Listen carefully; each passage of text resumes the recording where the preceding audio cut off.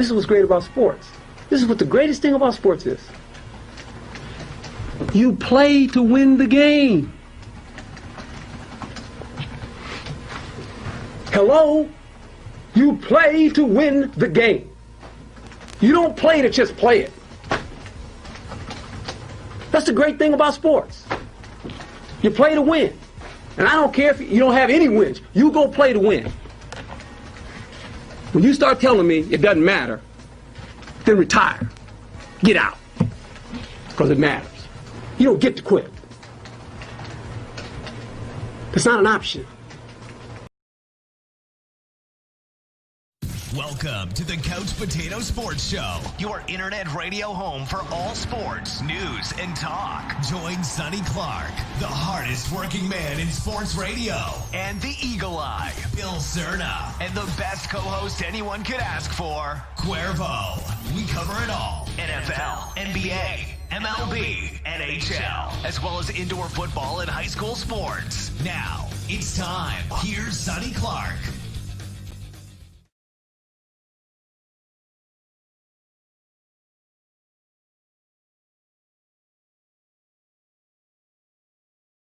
A problem here. I'm not sure what the situation is, as I am, looks like I'm frozen a little bit. Let me see if I get in there. I am.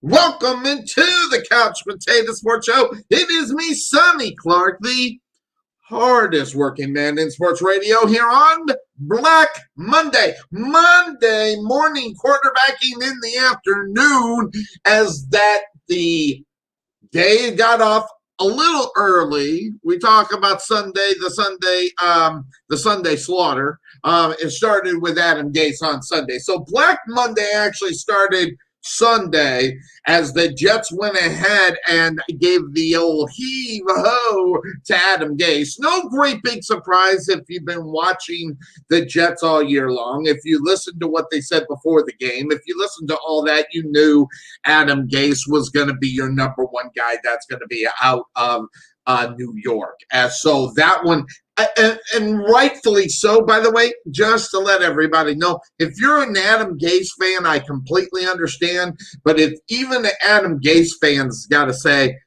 we got to make a change. And that's what the front office did. It should have came a lot earlier, as there were obviously guys that were fired before. If you go back to October 5th, Bill O'Brien was the first one to get the axe out of Houston, as he was fired on October 5th after a dismal season for the Houston Texans to that point. Then on Friday, fired on October 11th, was Dan Quinn. He got the old heave-ho, from Atlanta, which was no great big surprise. Yes, hi, honey, for that situation in Atlanta. So that happened. And then on November 28th, Matt Patricia of the Detroit Lions, he was fired, of course, being the Bill Belichick expansion or idea of what the games were going to be about. So now those were already in the running. We include them on Black Monday. They just started a little bit earlier. So we had 3 coaches already, and they all have interim coaches. So the question is what interim coach may or may not stay. I'll talk to you about Atlanta in reality. And the reason why I know this, Raheem Morris, he is the interim coach, but there were 2 teams that were actually interviewing Eric Bieniemy. He is the offensive coordinator for the Kansas City Chiefs. So it does look like he's going to be making his way out of there. He was interviewed by Atlanta as well as the Detroit Lions. And those were virtual meetings that happened. As far as that, I don't know when they happened, but they happened. But Raheem Morris, he is in a interim position down there in Atlanta, quite possibly the next guy that will be on Black Monday's chopping list. But there's some other guys out there. Obviously, the guy in Detroit, He's obviously on the chopping block as well. Obviously, if they're interviewing Eric Bieniemy, that guy's not going to be around for very much longer. And then, of course, you have the Jets, Atlanta. Who was the other team? Let me just hit this. The Atlanta Falcons. Oh, Houston Texans. Of course, Romeo Cornell probably not going to be held on to. Hell, he might stay there on the defensive side of the ball. They may let it go. Who knows what that whole situation is as far as the interim coaches are concerned. Interim meaning exactly what it means. It means that they will not quite possibly stay on unless something's different. So that is where we are right now. As far as official guys gone, you had the three that were in the middle of the season: Adam Gase, Doug Marrone of the Jacksonville Jaguars, and Anthony Lynn. Now, that being said, I don't want to get into a lot until I get Cuervo in here because I want to get a back and forth with him as far as that's concerned. In fact, I will get him a message to tell him we are on. We are on. Hold on. We are on. Exclamation point, sent. So hopefully we'll get him in here and we'll talk about the moves on Black Monday. As you see behind me, this is the road to the Super Bowl. Obviously, on this side is the NFC side. The Green Bay Packers, obviously, with the number one, standing with their victory yesterday. So that being said, all right, so bounce it out to the other side. He's listening right now, all right, so hopefully he'll be right there. But I don't know if the video played so very well, so let me do this. Let me go back to the video I played. Hopefully it will play because it says a lot about the game that happened not on Sunday night. This is in reference to Sunday. This is what's great about sports. This is what the greatest thing about sports is. You play to win the game. Hello? You play to win the game. You don't play to just play it. That's the great thing about sports. You play to win. And I don't care if you don't have any wins. You go play to win. When you start telling me it doesn't matter, then retire. Get out. Because it matters. You don't get to quit. It's not an option. So there you go. And that is in reference to Sunday Night Football and the Philadelphia Eagles. Now, there's a lot of things to look at as far as that game. I couldn't believe it. I was sitting there watching the game. And I went to halftime, and then I hopped in the shower to get back out for the second half. All right. In the first half of this game, there was craziness as far as benching their guy, Jalen Hurts, who was not necessarily playing bad. He wasn't playing great, but he wasn't playing bad. So the Philadelphia Eagles bench him and put this no-namer on. I know who he is, but I don't, it don't matter. But before this game, they went ahead and made Carson Wentz inactive. This guy was in a hoodie on the sideline. Couldn't play. Made him inactive. So what's going on in Philadelphia? Now, do Giants fans have a lot to bitch about? Absolutely. Because right now, just what I was looking at, didn't even think about it until about the third quarter. It seemed like they're throwing this game. And the nonsense that was used, by the way, and yeah, I'll say nonsense.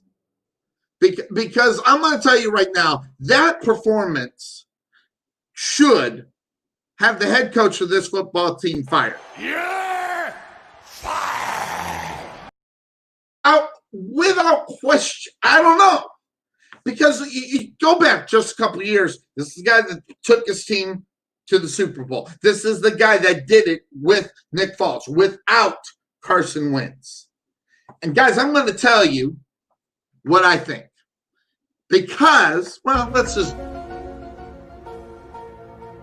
I'm not joking. I think there's a little conspiracy here. as far as what had happened in Philly with them winning that Super Bowl with Nick Foles, Peterson did not want to lose Nick Foles. He didn't want to lose him. He wanted to have another paycheck made out to a quarterback. And the Philadelphia Eagles weren't having it. They already got a lot of money vested in Carson Wentz. So I'm just taking a little brain survey on human nature. And the human nature in Sonny comes out and says, what was Peterson thinking? Why have they not had success since the Super Bowl?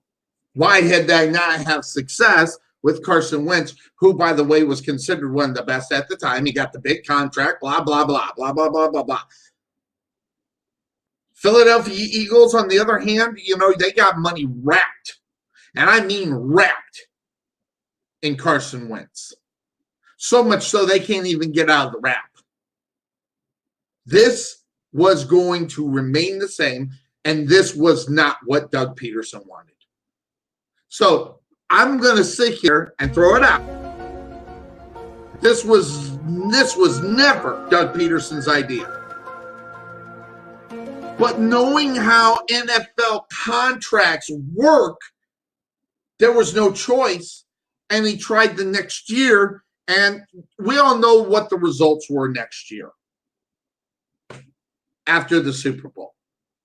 Carson Wentz has been average at best, and they are locked. There's nothing that can be done. Now, that whole situation in Philadelphia is a totally different one, because when you look at how bad that division of football was this year, 8 games would have won you the damn division and put you in the playoffs. And if you're the Philadelphia Eagles and you have Carson Wentz, an 8-8 season should not be, air quotes here, should not be not in the realm of possibilities. Not only that, knowing that this division of football, 8-8 will win damn division. So why do we have the situation in Philadelphia the way it is? And listen, this thing is a total disaster. And what is it about? I'll tell you what it was about. I told you what it was about a long time ago.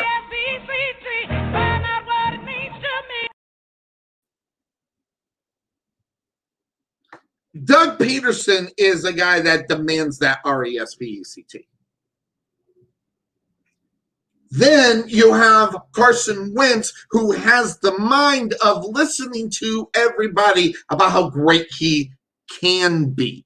Hasn't been, but can be. And he bought into that hook, line, and sinker. And then just reel it in. Now, how come that didn't work? It didn't work because Peterson had a quarterback that he liked, obviously got him into the Super Bowl, obviously got the victory for him, and there you go. And by the way, in that game last night was pathetic. And I mean pathetic. I got my handy dandy notes here. And I want to go through my little handy dandy notes that I got right here. And I want to start out because I started off this morning thinking about what the hell happened in that game last night. And just to give you a little review, I want you to remember about the Philadelphia Eagles and what that whole situation was for the Super Bowl. Okay? The Eagles beat the Patriots in the Super Bowl. Okay? Guys, don't forget that Tom Brady had over 500 yards in that game. 500 yards, and they beat the Patriots. So, there it is. Nick Foles. They beat the Patriots. They beat a railroad, locomotive that is the Patriots. And Brady throwing out of his damn mind So look at that. So that's number one. So a little history lesson there on where they were. Second, a lot of other things have went down since this whole thing.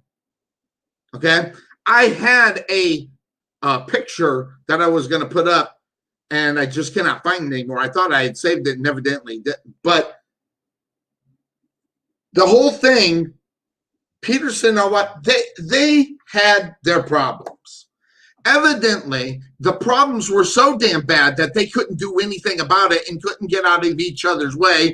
And there was just nothing that can be done regarding Carson Wentz and the relationship that was happening with Doug Peterson. No way around it. And you think about that whole situation, it's really sad. Now, keeping in mind, and of course I should have, you see, I wrote this down, I should have my damn glasses on.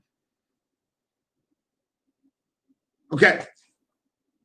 Keeping in mind that Doug Peterson is a certain type of coach. I've been back and forth with DC Dennis Clark, the boss, who, by the way, won the pick'em, punk.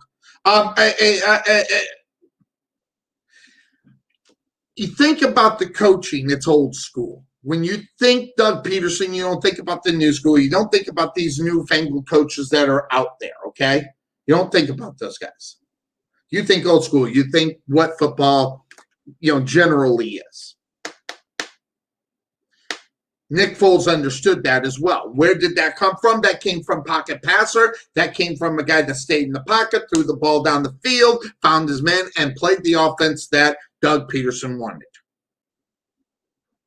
So working with Nick Foles was working perfect with Doug Peterson because he is the old school kind of guy.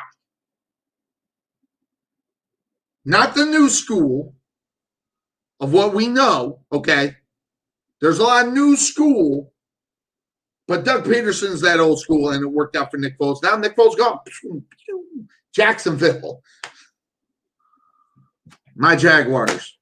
And then he gets hurt in game number one and ends up where he's at now. Now, in Chicago. Now, that whole situation, as far as the Eagles are concerned, Doug Peterson don't have his guy. Not only that, they go out and get Jalen Hurts in the draft. Which, by the way, I'm telling you right now, was not Doug Peterson's first pick. I got news for you. It wasn't. I don't care what anybody says. You can sit there and say whatever you want. He can give out the political correct answer all day long. This was not the guy he wanted. Not only that, when he seen the success that Jalen Hurts could have had. By the way, the Eagles were in that game. That's going forward on fourth down, which, by the way, I was okay with. Look where they were. They didn't have a chance to make the playoffs. Why not? You're down there, go for a fourth down. It could have been a better play call, but hey, go for it. Bad pass, turnover on down, blah, blah, blah. He's benched to put in some no-namer. And I go back to what football is. I go back to what the tradition is. I go back to what people think about football, and Herm Edwards said it This is what's great about sports. This is what the greatest thing about sports is. You play to win the game. If you don't want to play to win the game, then why show up?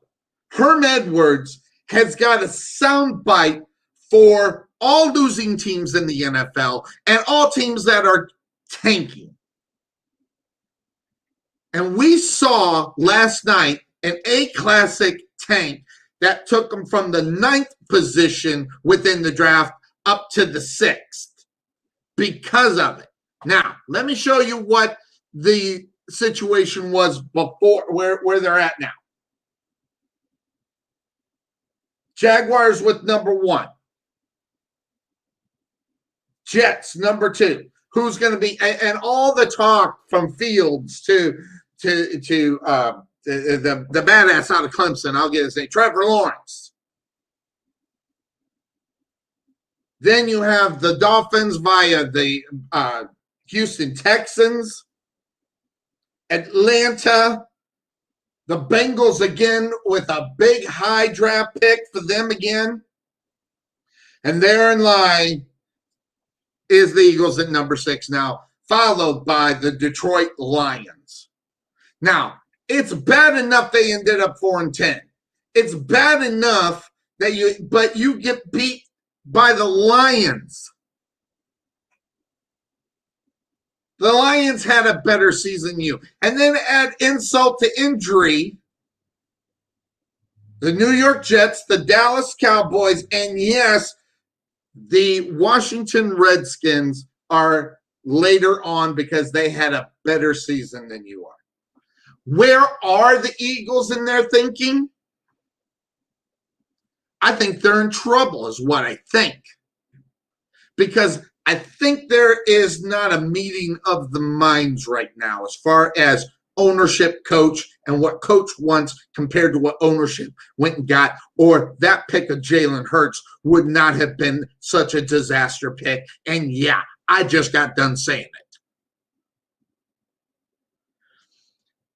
Peterson does not want Jalen Hurts' offense out on the football field while he's a coach. I'm telling you that right now.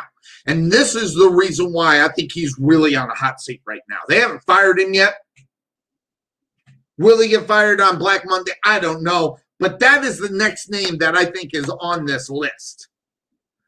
Just mainly because of the performance last night. Just mainly what he said to ownership. What he just said was, Jalen Hurts, you want is your future. That doesn't include me. So I think there is a major misconnect between the Philadelphia Eagles and their head coach, Doug Peterson.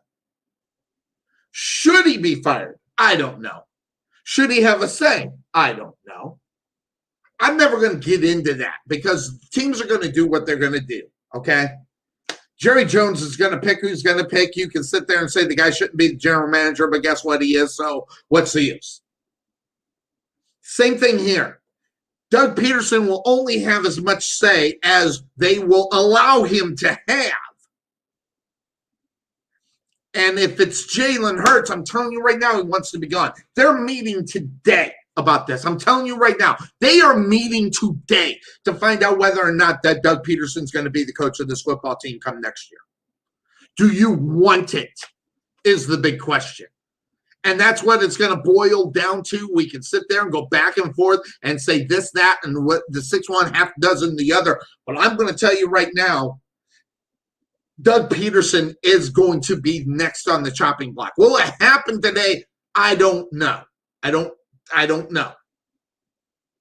It just depends on what they talk about in these meetings. It just depends on what they feel about each other as far as moving forward with Jalen Hurts. Because, listen, that's a high draft pick, and they are going to have to invest time into that guy. But where is Carson Wentz on that list? Carson Wentz, you're basically handcuffed with Carson Wentz because of his contract. No one's going to pay it. If you're going to get rid of him, you're going to eat most of it, probably get 80 to 85% of it just to get rid of him. So what is the chemistry of this team when it moves forward? Because the difference between Carson Wentz and Jalen Hurts, 2 separate worlds, 2 separate offenses, and is Doug Peterson capable of having that kind of offense based upon his coaching background? I'm telling you, I don't think there is that coaching background enough. That's the reason why I think we lose one Doug Peterson today. Good, bad, or indifferent, it's going to be interesting.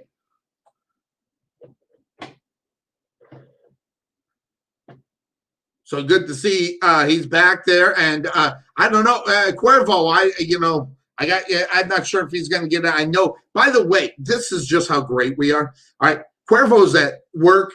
I think he's waiting to get ready to go to lunch, and he can't get on until he actually does get the lunch. And I think he's giving me the first half hour to get that part done. This is the setup, guys. But there are some other names that I don't even know why people aren't talking about them that I think that are going to be out there. Also, we talked about, just really quick, let's give you a tease before we go to break. Okay? Let's give you a quick tease before we go to break. Jacksonville Jaguars, they get rid of Doug Marrone. The guys that, the powers to be, or the other one. Oh, wait, I won't go to break. I won't do that. I won't go to break yet. But I'm going to tell you, the powers to be are talking about one Urban Meyer. That the powers to be that are sitting there saying, maybe that's next in line. The question is that good, bad, or indifferent? I don't know, but here's what I do know. Oh, you didn't know? In case you didn't know it. Somebody! It's Cuervo on Monday afternoon test morning quarterbacking. And I just lost him. He was in the green room. Now he is gone. I know he's in his car getting set up. So we'll bring it back. That being said, listen to that. I'm going to, and I will break the break if we do get Cuervo back. So let's do this. Let's go to break. When we come back, we'll talk to hopefully Cuervo. We'll talk more stuff that's happening as far as the NFL is concerned and Black Monday, because that's what this show is all about. We do it once a year. We do it right about now, and we'll do this, and we'll continue on the other side here on the break. You're on the Couch Potato Sports Show. You are watching. It's Monday Morning Quarterback. We'll be right back. At Wesson General Contracting Incorporated, we're your one-stop shop for all your general contracting needs. We are locally owned and with over 20 years of experience, so roofing, gutters, sidings, fence staining, painting, foundation problems, or roof damage are no problems at all. Give us a call at 214-200-5588. That's 214-200-5588. Wesson General Contractors, proud sponsor of the Rowlett Eagles radio broadcast. Let Buffalo Creek Doors and Floors help you restore your home to its like-new condition. Need a contractor? Let us be your first stop as well as your last. We specialize in everything that others don't, such as stained concrete floors, wood spot repairs on doors and floors, stainless steel spot repairs, anti-slip on floors, and more. Want to see what kind of work we do? Check out our Facebook page and you can see the craftsmanship you'll receive and expect from Buffalo Creek Doors and Floors. Give Rodney James a call at 214-536-2607. That's 214-536-2607. Or check him out on the web at www.buffalocreekdoorsandfloors.com. This is Sonny Clark, radio voice of your Rowlett Eagles, letting you know about Liberty Air and Heat. Everybody knows what the Texas Heat can do to your air conditioning and heating systems. That's why you need the experts that deliver the best and most honest service in the Rowlett area. We provide the high-quality air conditioning and heating services that keep you more comfortable when you need it. We strive to always meet and exceed customers' expectations, competency, and accountability, as well as satisfaction. So contact Liberty Air and Heat at 469-678-9444 or visit them on the web at libertyairandheat.com. This is what's great about sports. This is what the greatest thing about sports is. You play to win the game. Hello? You play to win the game. You don't play to just play it. That's the great thing about sports. You play to win. So, play to win, there he is, in his fatigues. My man, my co-host, Cuervo. Good morning. Oh, good morning where you are. Good afternoon. Well, now it's in the afternoon, right? Over there. Is it afternoon there? Can you hear me, Sonny? I can hear you. Can you hear me? Does it sound okay? You sound perfect.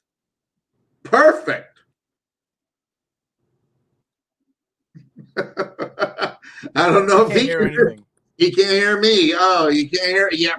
Well, hold on, and you're not muted, so you're not muted. I don't know. Try and reconnect. Reconnect. Try again. So we'll give him the boot here and get him on out of here, and maybe we'll get there he goes. He moved up there. Hopefully we'll get him back. But we are back here on the Couch Potato Sports Show, and we are talking sports here. We'll get back to more of our sponsors here in a few moments as we are doing a special show here on Monday. And I've already talked about it. Last night's excuses coming from Doug Peterson and the Philadelphia Eagles are pathetic. Doug Peterson said, and I, almost quote, wanted to see the young guys play. But what the deal is in reality is that Doug Peterson hurt the integrity of the game last night. And he heard it because he's trying to send a different kind of message. I think he wants to get fired because he doesn't want Jalen Hurts. But what he did is took away from the integrity of the game last night. And that's my beef with Doug Peterson. I used to like this guy, still kind of do. I think could he have gotten his point across a different way? Yes, I can see. But I'm going to tell you straight out that Doug Peterson really, really made the game look bad. Okay? And one of the things that I can tell you right now. I'm smarter than that something.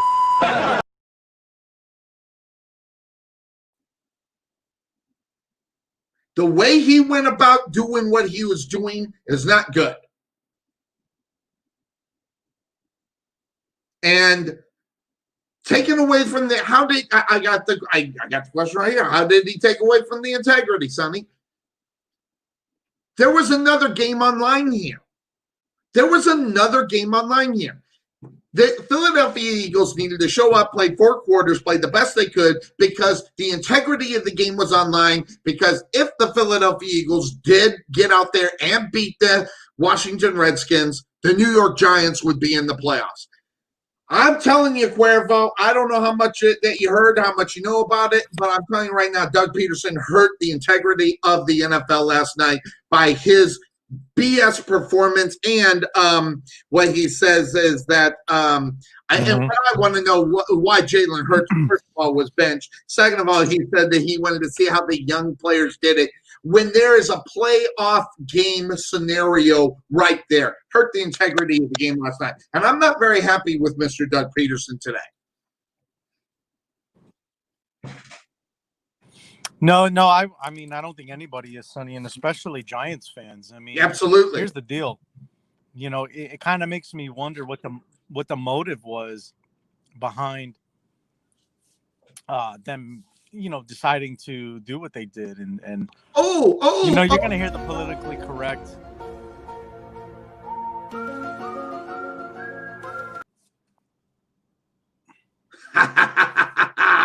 I always got it right there. He wants to get fired, Cuervo. He doesn't want Jalen Hurts. He is not the quarterback. Look what he won the Super Bowl with. A traditional drop that pocket passer. Now he's forced to have Jalen Hurts, and I'm pretty sure it wasn't his first pick as far as the draft was concerned.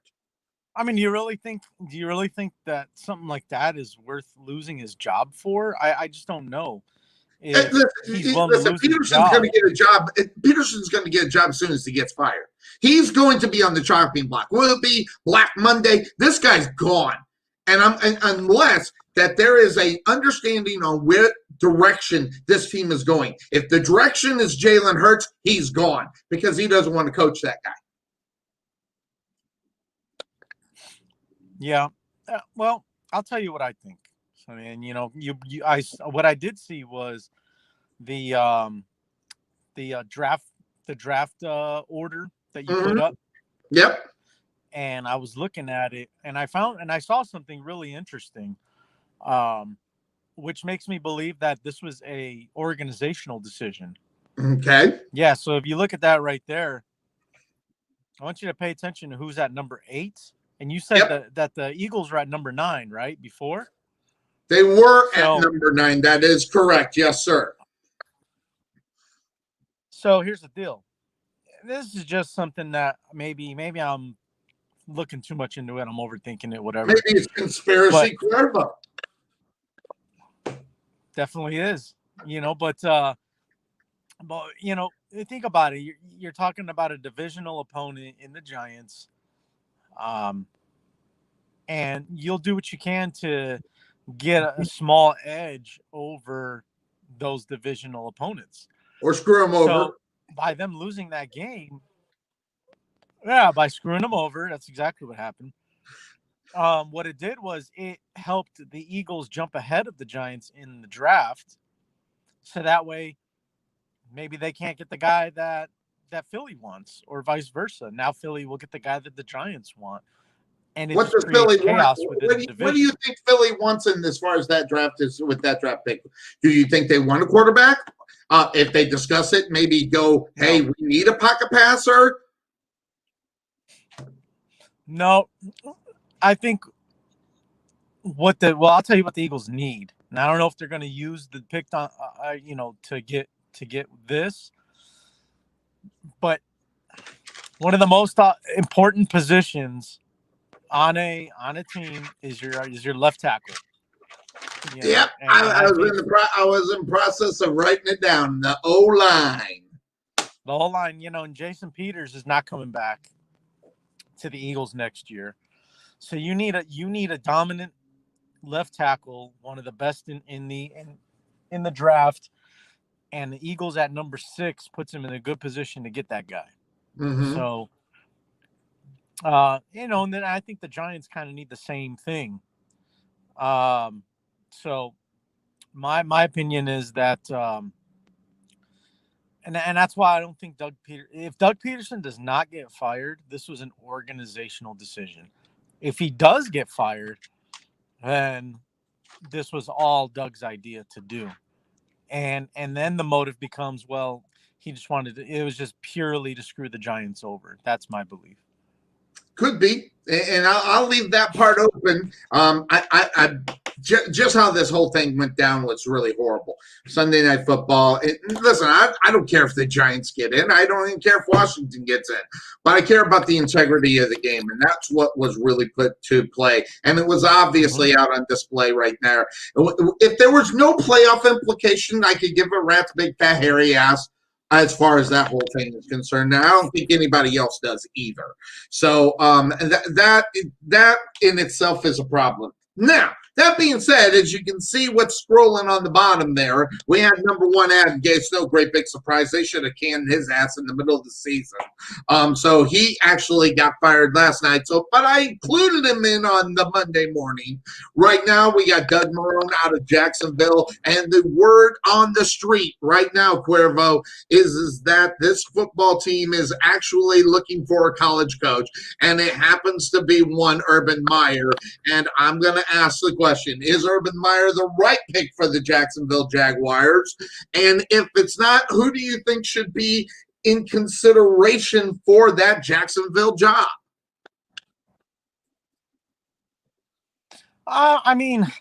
See, now that was the thing I wanted to tell you at the end of the show yesterday.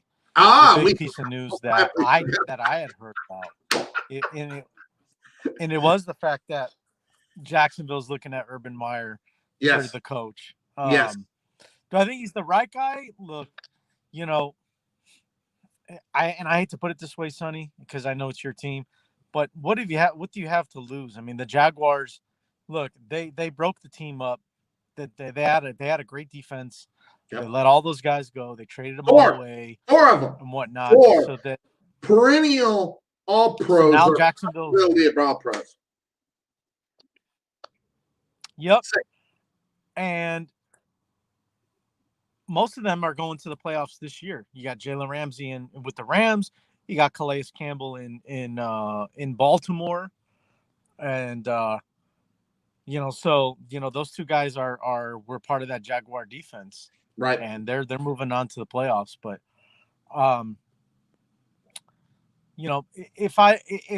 if it's not Urban Meyer, then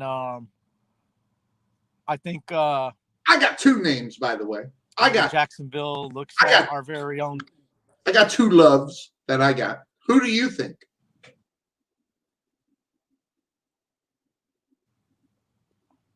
They should hire our very own Tom McManus as the head coach. That's what I think. There you go. I would love. I didn't even think of that, but I don't know. I don't know what it's coaching. I don't know. I do know I love listening to talk, but I don't know about coaching. And I think he's offered off his services, by the way, for that in reality since he's down in Jacksonville. So I don't know if that's been taken seriously or not even taken at all.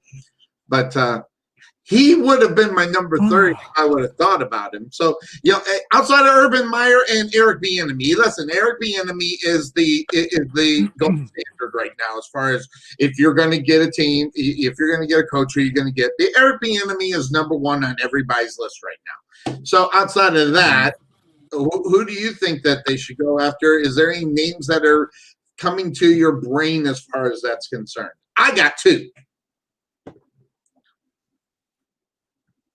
I don't know, Sonny. I mean, it's hard. I think they should go college. I mean, like I said, you're establishing a whole new foundation there in Jacksonville, Mm-hmm. and, whoever that number one pick is, that's who you're going to build off of. So, maybe somebody from, like I said, the college ranks, a Dabo Sweeney or if, we hear the same names every year, Dabo Sweeney, Lincoln Riley. Yeah. This dude that took over for Urban Meyer down up at Ohio State. By the way, I heard he wants $12 million. Guys, maybe one day. What's that one more time? I heard that Urban Meyer wants $12 million. That's $2 million more than Chucky. Yeah, that's a lot of money. That's a lot of money. Well, I got my two. I'm going to get you because one of them is a current defensive coordinator right now, and the other is a current interim coach that'll probably get the axe sometime today because Eric Bieniemy was on virtual meetings with the first Detroit Lions and also the Atlanta Falcons. I'm telling you right now who I want. My number one pick is Todd Bowles. I don't know if we'd ever be able to pull him away from that situation over in Tampa Bay and I guess it will all depend upon what happens here in the playoffs and how content he is over there. He's my number one. I want Todd Bowles. He was never a Jet, should have never went to New York. He should have went to Buffalo. I said it on this show. He took the wrong New York job. He should have went to Buffalo when they had a badass defense, and he didn't. He went for fame and fortune. Now I think he needs to go to Jacksonville because he does have a way of getting with the young people. He's old school, but he's adaptable. And I think that's key as far as those older coaches are concerned. There are a few names that are on there that are pretty good as far as being adaptable. That being said, my other guy is the guy that is the interim coach in Atlanta. I'd love to see Raheem Morris be the coach of this football team. And just more in the fact that it builds the Jaguars are really a defensive-minded football team. Now, granted, he's going to have to find a good offensive quote, not Dirk Cotter, to help obviously go back to Jacksonville. Dirk Cotter, that would just be stupid. But Atlanta did it, so I guess, why not? But they need real offensive people out there to help him, whether it is Trevor Lawrence or the new name that's coming up now is Ohio State's Fields, the quarterback, who had a really good game. And I'm talking about overhyped. I mean, listen. I mean, I can't believe that they're even thinking about this guy. As far as that's concerned, I think Trevor Lawrence has to be the guy that they're really aiming at right now. Yeah, I'm not a big believer in Fields. I mean, the history of Ohio State quarterbacks. Let's think about it. It's not very good. So,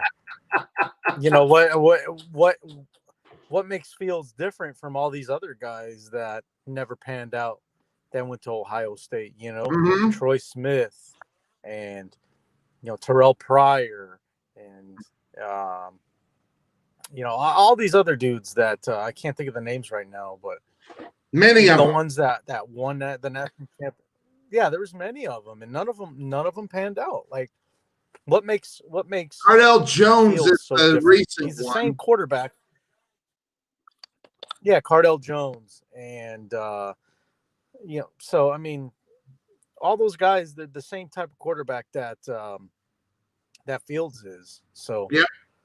he's nothing different from what you've seen from Ohio State. So don't fall for it. If you're the Jets or Jacksonville or one of these other teams that are drafting top 10 that are looking for a quarterback, don't. Last good one I think was Mike Tomczak. Oh God, Lord, I know that name very well.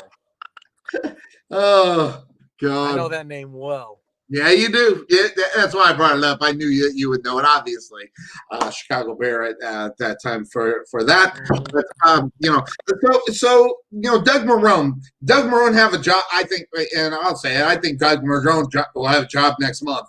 This guy is good. This was a good move in reality for Doug Marrone because there's obviously a disconnect between coaches, GM, and ownership in Jacksonville as they have their whole situation going on down there. They're dipping their feet in wrestling, and there's a lot of money involved with that as well. And I think doing two major things like that is not really a good thing. I think this is a big mistake in reality. Now, AEW needs that money that Tony Khan has, but Tony Khan is right in the middle of all that just as much as he is in for the Jacksonville Jaguars. And the problem is bringing a general manager in that football team that can make the good decisions. Say, Tony, this is not the move. Let's not do it. This is not Sting. Okay, this is a football game. So.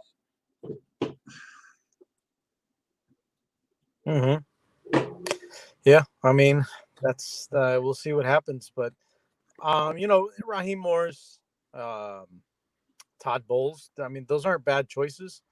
I just think that with such a young, inexperienced team like Jacksonville, maybe get someone that's a little newer, more fresh. Just kind of, you start something, build something new there, like everything new, not a retread from another team. Interestingly enough, we'll take a look at that one. By the way, your Bears, they backdoor into the playoffs. The Bears are who we thought they were. And I was right. The Bears are who we thought we were this year. They lose the game and back into the playoffs. And do they got a snowball chance in hell against their first round opponent? I mean, everybody's got a snowball chance in hell, Sonny, but it's gonna take the perfect game to beat the Saints. Everybody's looking back at the game last time when they played back in, I think it was November, and the Bears took them to overtime and all that stuff, and they almost won the game. But the deal is, almost only counts in certain games, and they still lost. So horseshoes and hand grenades, right? Horseshoes and hand grenades. That's right. But but you also didn't have Drew Brees in that game. Good point. So there's that. Now, what I do like is that I think the defense has what it takes to slow Alvin Kamara down. The only thing you have to worry about now is last time Michael Thomas wasn't in the game. Yeah, Thomas. He didn't play, so you got to worry about that deep threat. So that's what you have to worry about.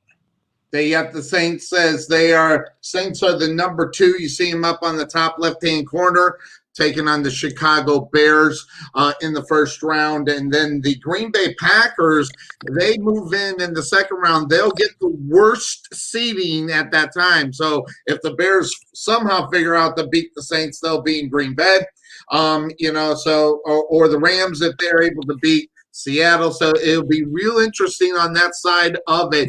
And they will reseed just in case you don't know, it doesn't follow regular turn. They will reseed based upon the numbers that they have right there. So that should be interesting what the second round will come to, depending on who wins these first round games. And obviously we're going to talk about those we got to figure this out, Cuervo. I'm off on Friday.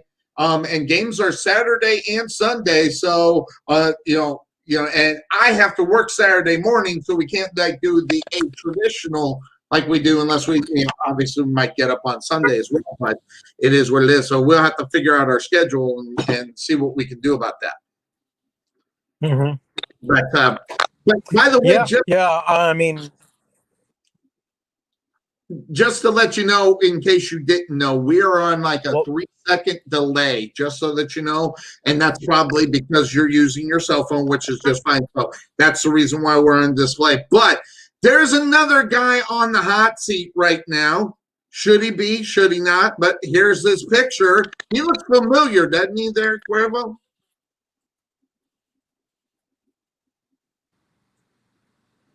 Yeah, pretty familiar. So, question is should Matt Nagy be on the hot seat? Is he on the hot seat? What happened? I'll tell you right now, if they win that first round, game against the Saints, he's going to be there next year.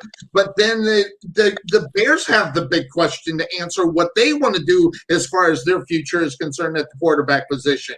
And then again, Matt Nagy does not, obviously, him and Nick Foles, they're like Rams, man. They're just pounding heads. And the guy he can get through is Mitchell Trubisky. Is that the right idea? And do the Bears go after a quarterback in the draft?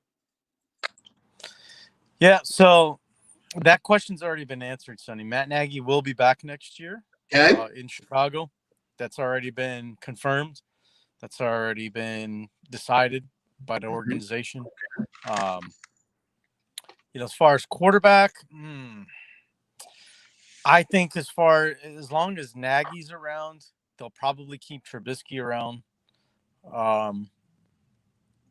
Whether I agree with it or not, that's another discussion. But I think Mitch stays. I think he gets, I don't know. I think if they do keep him, it's a 1-year deal, but they also declined. Don't they get to work the year option on him? He's on his 5th year. Isn't he a first rounder? Doesn't he get He's on his 4th. Huh? It's his 4th year, and they've already declined the 5th year. So that's why I'm, maybe they do just let him go. They declined the 5th year. So do they have to, if they quote unquote officially decline, do they have to re-sign them, and do they have to re-sign them for the 1 year? And obviously it probably have to be more money than what was offered in that as well. Right. And that's why I think he might not be back, but it's hard to tell. It's because I think Nagy is a big fan of Mitch, just because he's a guy that he can develop a lot easier than a guy that's already set in his ways, like Nick Foles. Yep. That experiment blew up in their face, but yeah, definitely blew up in their face. So back to the drawing board with that. But do they take a quarterback in the draft? I don't know, Sonny. Mitch was the last time that the Bears did that. Now the thing is, in Matt Nagy's defense, this is going to be the first year with him as the coach that the Bears have a first-round pick. Right. So it'll be interesting to see what they do with it. Whether they trade up, they trade down, they keep it. Who knows? How much of an influence do you think Matt Nagy is going to have within the draft for the Chicago Bears?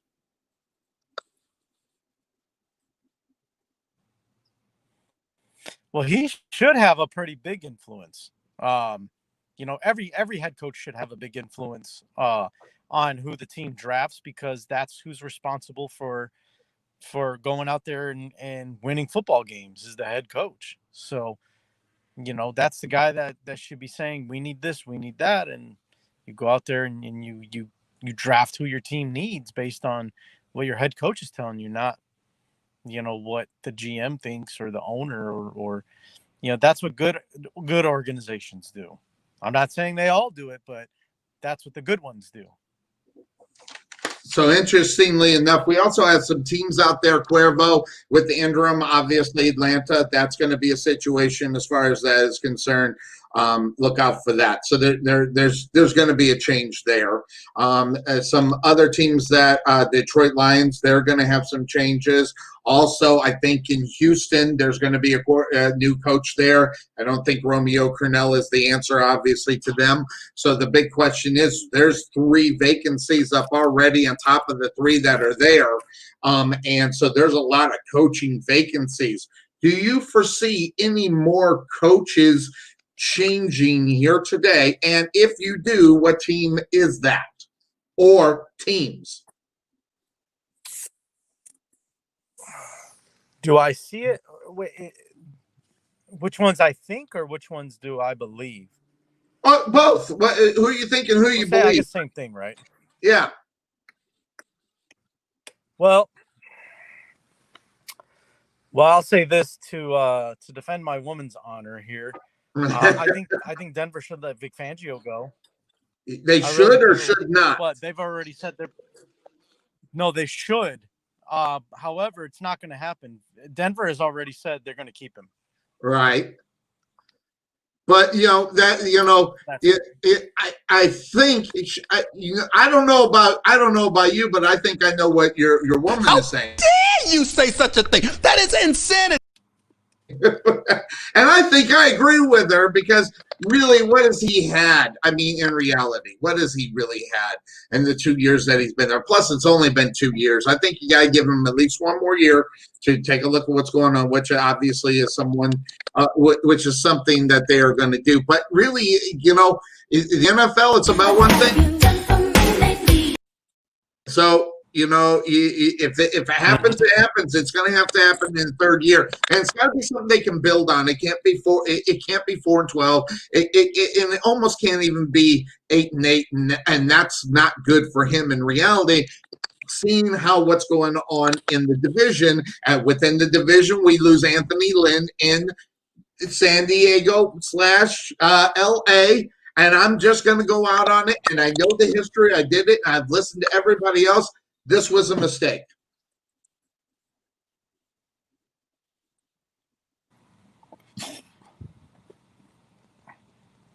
Do you think it was a mistake to let Anthony Lynn go?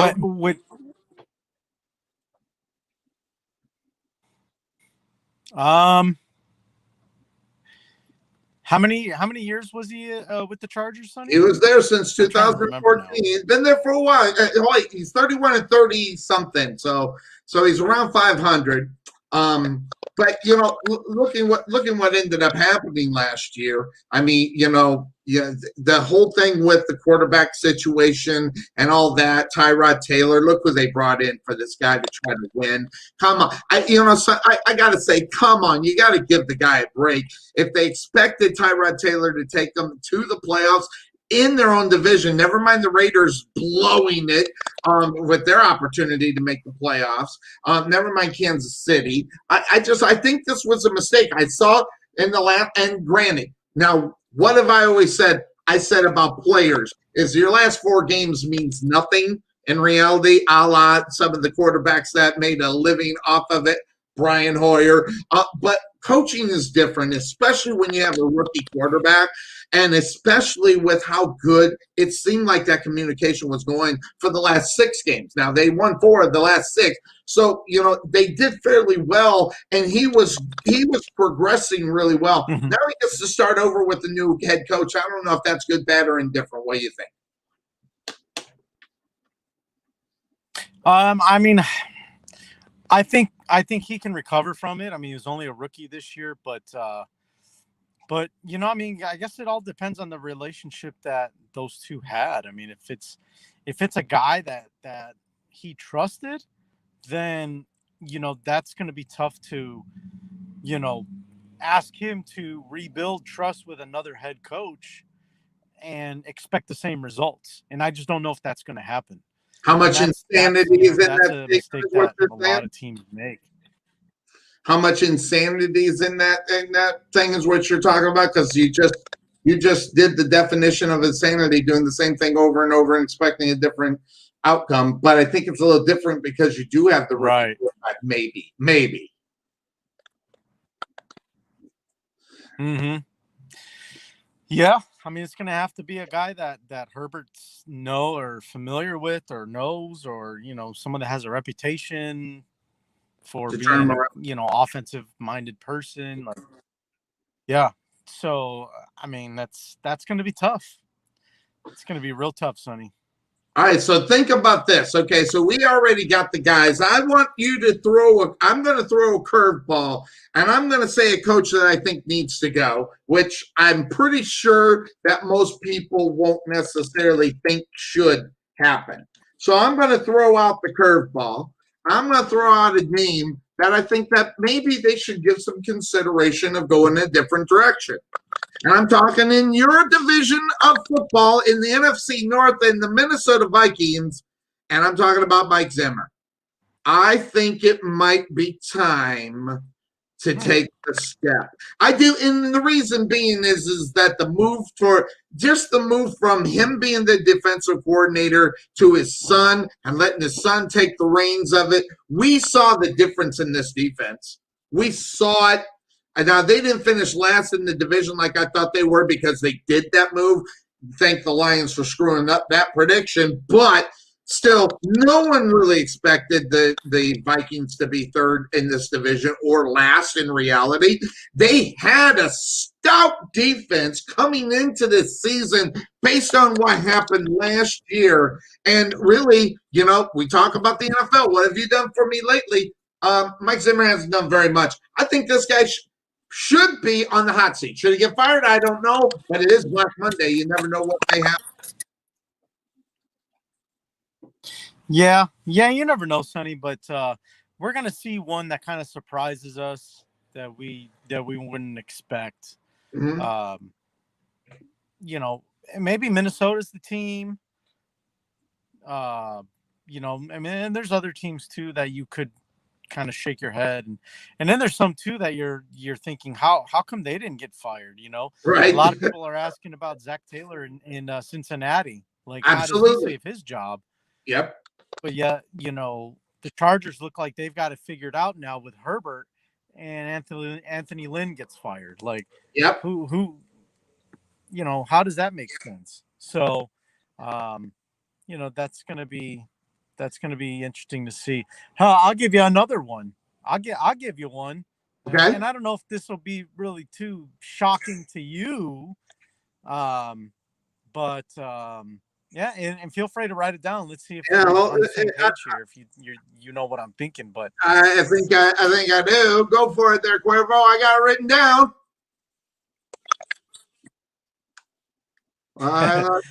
I mean, it would be a one and done situation. Holmgren, yes. I mean, who's to say that? Did you see it? I can't Holmgren. see it. There's a delay. Holmgren. Dallas Cowboys. Mike Holmgren, maybe. Holmgren? One and done. McCarthy. Oh, McCarthy. Yeah. That's what I meant. I meant McCarthy. Yep. He used to be a Packer coach. I got him mixed up. But yeah, Mike McCarthy. Yeah, he could be on there.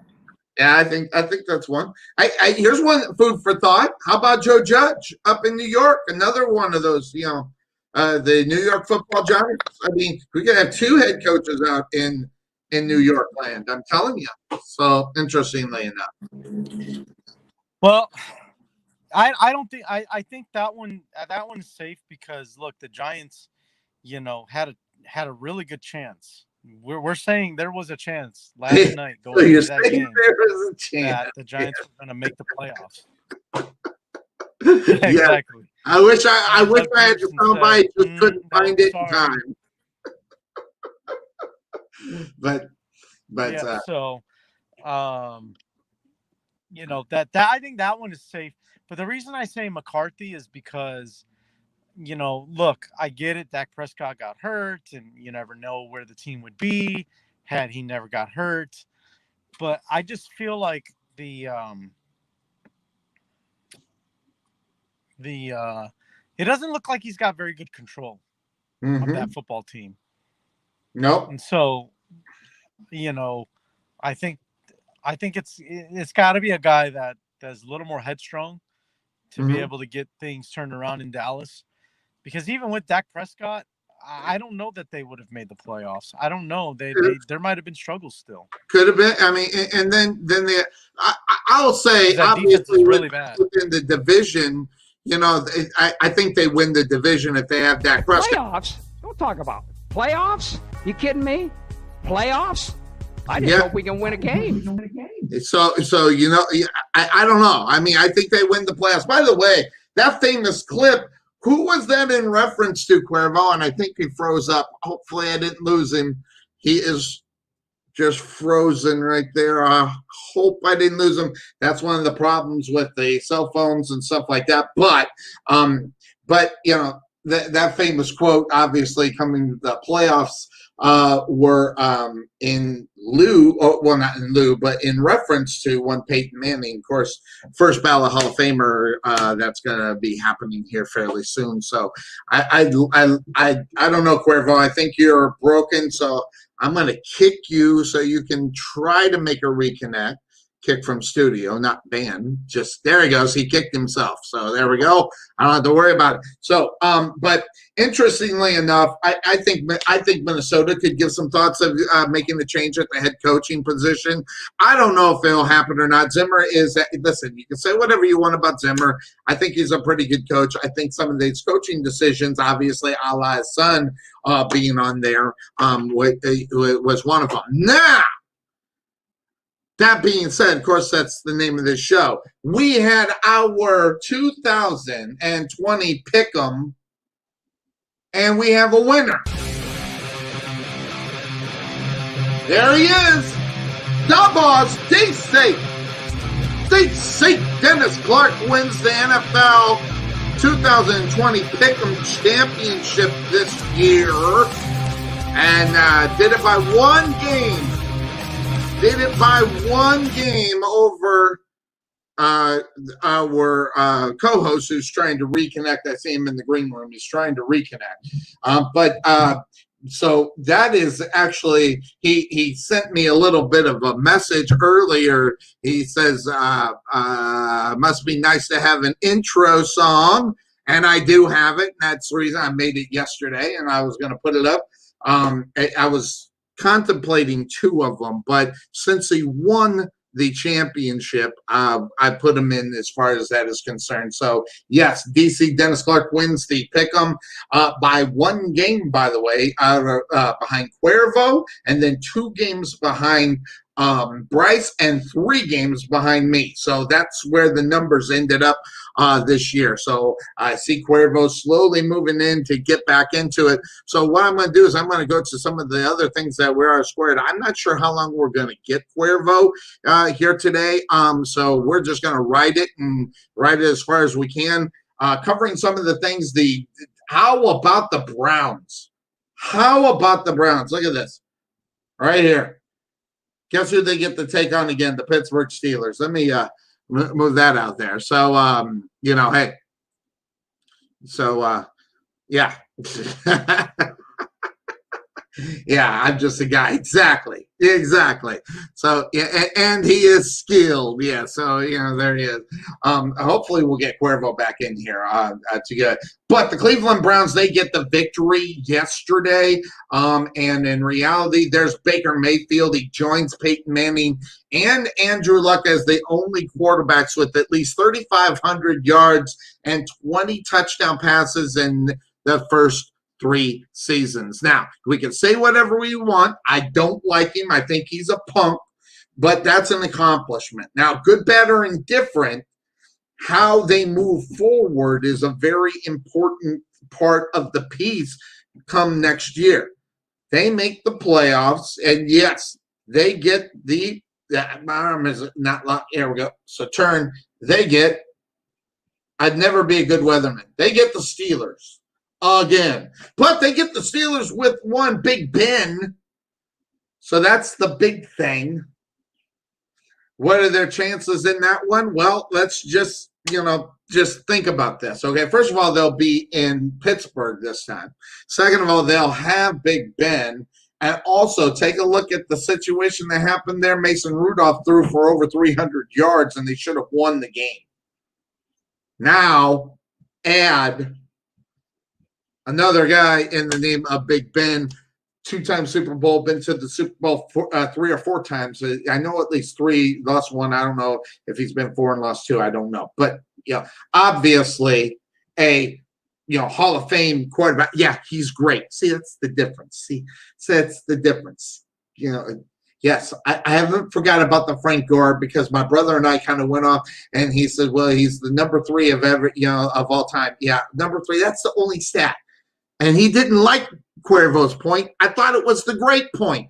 There are no children, nobody that is in high school going, God, I want to be Frank Gore. It just doesn't happen. Yes, it just doesn't happen. They don't say I'm Frank Gore. So, and let's see here. Okay, so there it is. Too much buffering, definitely. So we pretty much covered a lot of the things that we were going to talk about, but I had some other news that I was going to talk about. Let me actually hit this button because there is some NFL news that I do want to get to and talk about before I go into the last 3 other things that I actually have the pictures for that we'll talk about. We'll put about we have to make this show kind of visual a little bit, because Lord knows you don't want to take a look at me. Again, Anthony Lynn gone. Head coach Marone gone. With Marone gone, $12 million is what the asking price for one Urban Myers. I don't know if it's worth it at all. So that income Raheem Morris, income in the other one, I think, Mr. Todd Bowles. One of those 2, I would really, really like it. Good news for the Tampa Bay Buccaneers. I don't know if they'll get him back in time for next week's game. However, an MRI performed on Mike Evans, wide receiver, showed no knee structural damage. And he's on day-to-day. He may or may not play. I don't think they will. However, for the Cleveland Browns, as they get ready to take on the Pittsburgh Steelers, the Cleveland Browns will be out without Oliver Vernon. So he is the defensive end. He ruptured his Achilles. That means he's gone for a year. He'll be lucky to even see the field in 2021. What are the Panthers going to do at the quarterback position? I'd love to see him keep Teddy Bridgewater.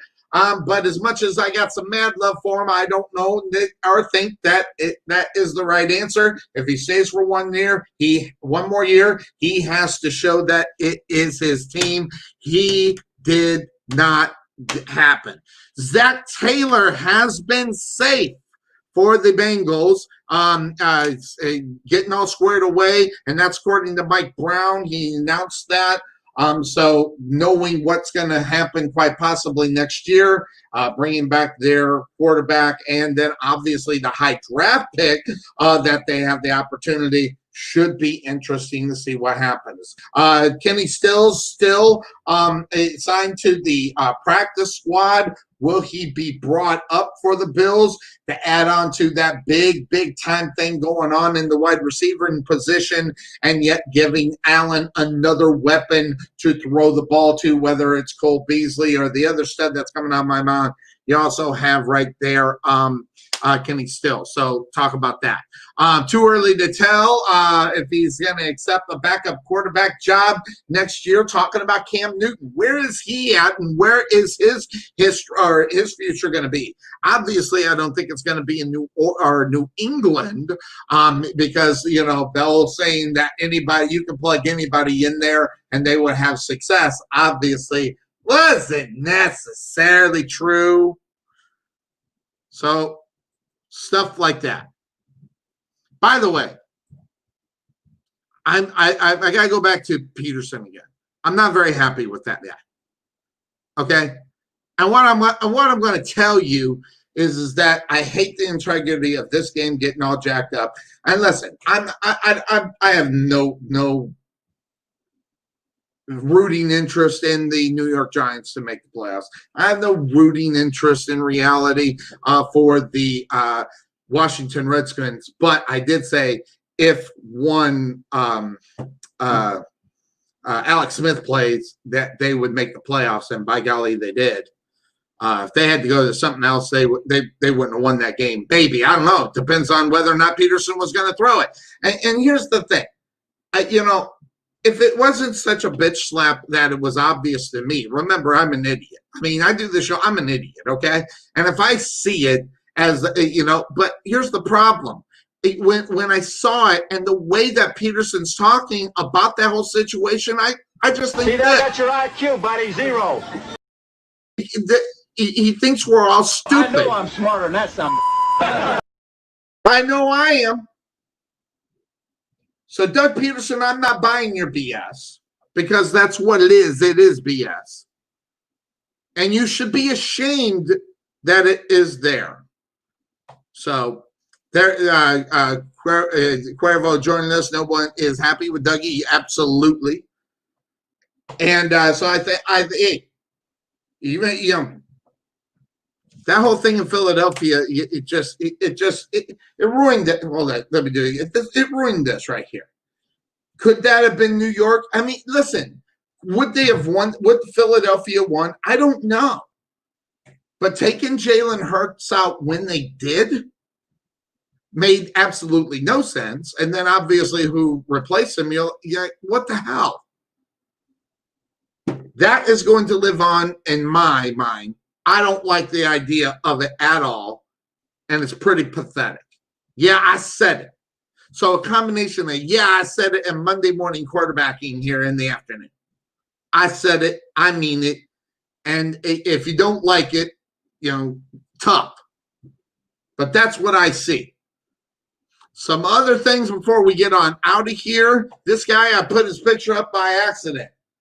I'm not talking about the coaches. I'm talking about Dwayne Haskins. So much so, this is what I think about Dwayne Haskins. That's right. That's what I think about Dwayne Haskins. Pretty pathetic in reality. Not only that, but when you get Dwayne Haskins out, you get some of the best memes that are out there. There are many I grabbed up too. Here's one of them. It says, Dwayne Haskins, this is from his personal Facebook page. It says, my time with what the has unfortunately come to an end. I think the team fans had an opportunity to play for a team as I grew up rooting for. Sadly, I've spent more time in the strip clubs and typing this tweet than I ever did reading a playbook and studying game films. XFL, here I come. And by the way, let me just take the banner off so you can see Dwayne Johnson's reply, not a real Dwayne Johnson, but from one Dwayne to another, you belong in Barnum and Bailey Circus, not the XFL. Good stuff. Whoever put that meme together, definitely working big time. Here's another one of my favorites. By the way, there were a lot of them, but this one right here. Oh man, that is outstanding. You got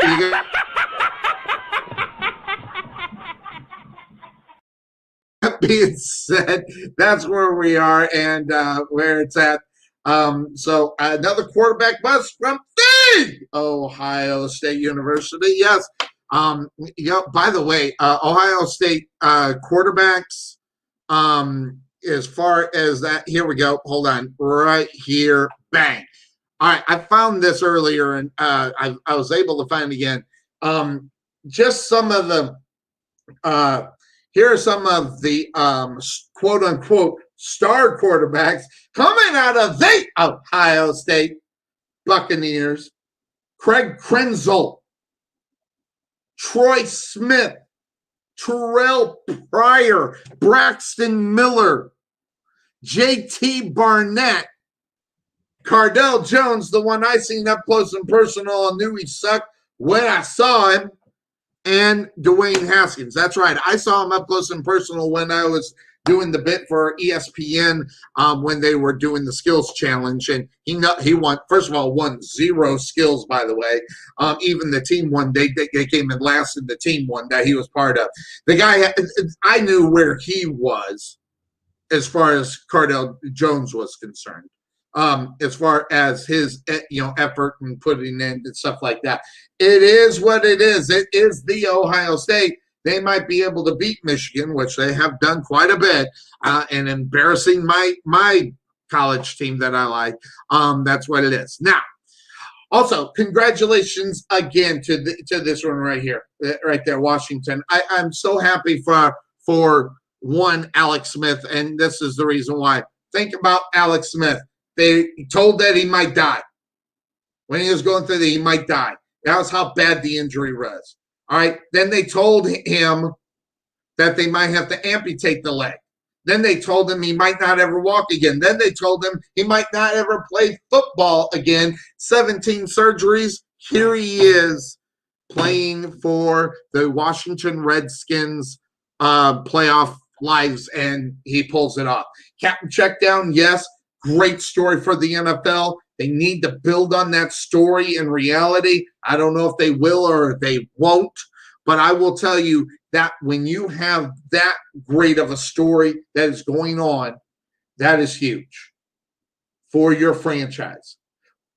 Contemplating retirement earlier this year, that will be a big question. What direction do the Washington Redskins go? Because obviously they're off to that left field as far as Haskins is concerned. So don't forget about that.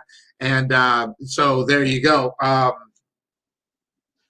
Absolutely. One of the biggest comeback stories of recent years. And not only that, a feel-good story. How can you hate Alex Smith?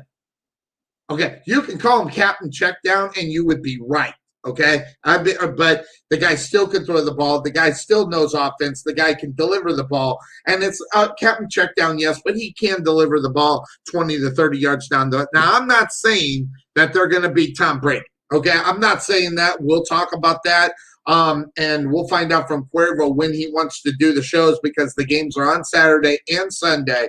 So we might have to do a Friday show. I'm going to leave that time open for us to be able to do a show and talk about at least the games on Saturday. Maybe we'll do a Sunday morning show for the Sunday shows. But 6 games on tap next week as far as the playoffs are concerned. And I think the one that I think is huge right here, this will be the game to watch, guys. This will be the game to watch. There's a couple reasons why this will be the game to watch. Number one, I'm talking about the MVP. Yeah, I said it. Derrick Henry deserves to be the MVP. Now, we can sit there and talk about how great that Patrick Mahomes is, and Aaron Rodgers, and even to that extent, Allen over in Buffalo. Those are 3 quarterbacks. Guys, we haven't been talking about a real runner in the NFL making an impact as we are talking about Derrick Henry. Derrick Henry is the NFL MVP just because, listen, we all know, first of all, we all know how great Patrick Mahomes is. We all know how good Aaron Rodgers is. We all know. Well, maybe not all know, but, Allen, I think as far as accomplishments this year, I think, looking at Henry, I think he has been right there, to get it set. Love to watch him play. Listen, how many people have to bring the guy down in order for you to realize that this guy's impossible? Now, granted, this is one take that I got and understood from this morning on some of the things that people were talking about. That they didn't want to, is they don't use this guy a lot in the passing game. But if and when they do, which, by the way, you will see in the playoffs, I'm telling you right now, I'm giving you the Sonny Clark bold prediction that ball will be coming out on 3rd down and in the hands of Derrick Henry in the passing game. And not only that, they are going to bring those plays, and they will be ready to play. So, those that don't think Derrick Henry is the MVP, I'm telling you right now, I already know how great Aaron Rodgers is. Okay, I don't want to take away from the season. He had a great season. Okay, I don't want to take away on the other side as well over there for Patrick Mahomes. I don't want to do that. Those 2 guys quite possibly could end up in the Super Bowl. We'll talk about that.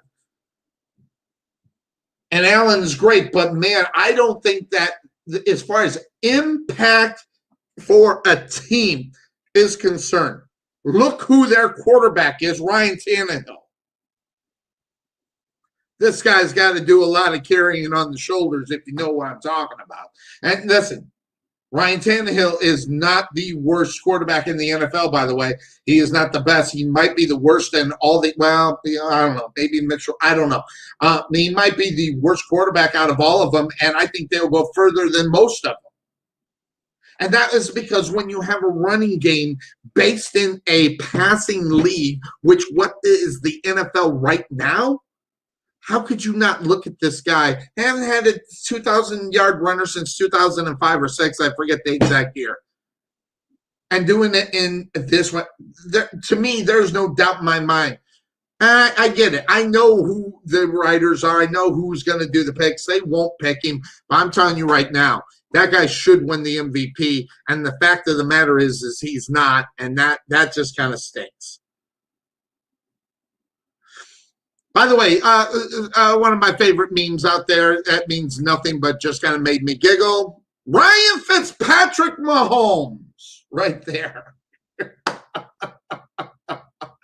That just cracked me up when I saw it. So thought I'd bring that out to you for everybody here on the Couch Potato Sports Show. Guys, unfortunately, Cuervo was at work. Bad connection. Didn't get a lot of him. We heard a lot of what he thought based upon what was going on as far as Black Monday. It is Black Monday. It is not over. And I'll see if there's any breaking news. I don't think there is. I was wondering, or I guess I'll say it, hoping that there would have been another firing before we got out of here for the day, and that just didn't happen. Coach Lynn gone in San Diego / Los Angeles. I know, San Diego Chargers.